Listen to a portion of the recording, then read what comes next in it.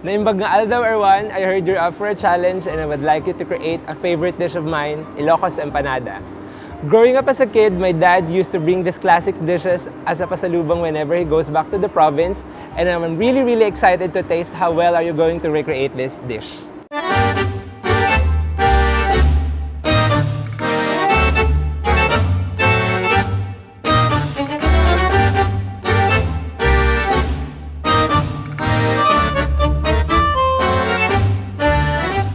I absolutely love Ilocos Empanadas. They're very different from any different type of empanadas you might have tried in your life. If you ever do find yourself in that region of the northern Philippines, you'll see these beautiful kind of like orange looking large pastries, and those are the ones that we're talking about today. They're gorgeous and delicious, and they are a variation of your South American or your Spanish empanadas that are usually made with wheat flour.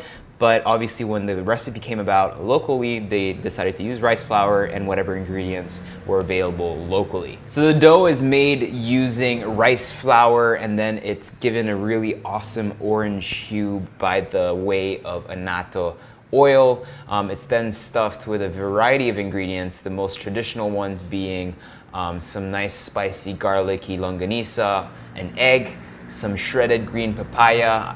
I've seen some people put some carrots in there as well, I guess, but for me, that is the most traditional way to do it. So today I'm gonna show you how to do it. It's really simple as long as you follow the steps. The most complicated thing to do is the dough.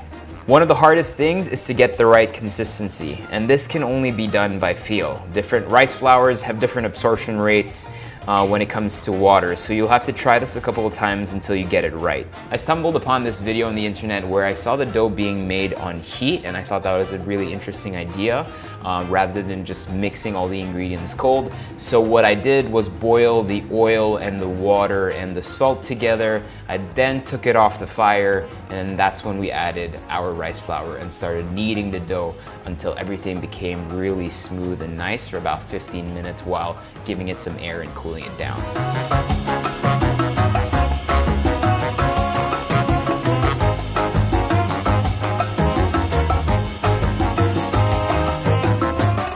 So once we've kneaded it for about 15 minutes, all we have to do is set it aside and cover it for about 20 minutes.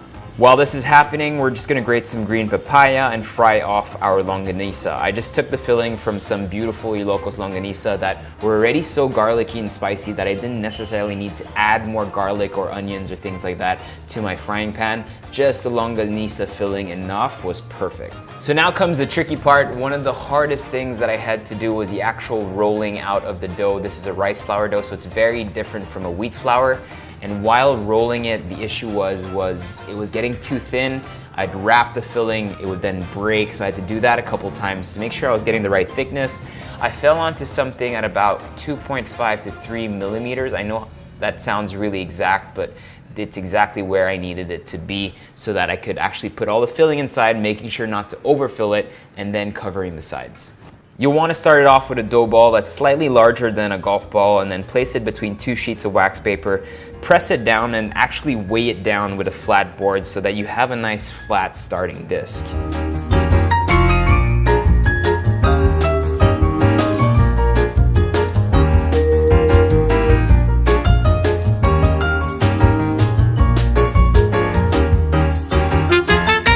The whole thing is then closed. You gently put it into some oil. I tried to get my oil up to about 180 centigrade, and then it fried off for about 10 minutes until it got perfectly crispy, and you're left with this delicious bite that is just gorgeous when paired with a nice spicy vinegar like the way they do it in Ilocos. So the result that you get is nice and full. I've eaten it a couple of times already. Can you see I took a couple of bites? You hear that? Crunchy. Not too oily, just full enough, and then you got that spiced garlicky flavor from all the longanisa that's in there, the nice silky texture of the egg, and then the little bite and kind of filling that the papaya adds. Beautiful, and it's everything that you look for in an Ilocos empanada. These things are addicting.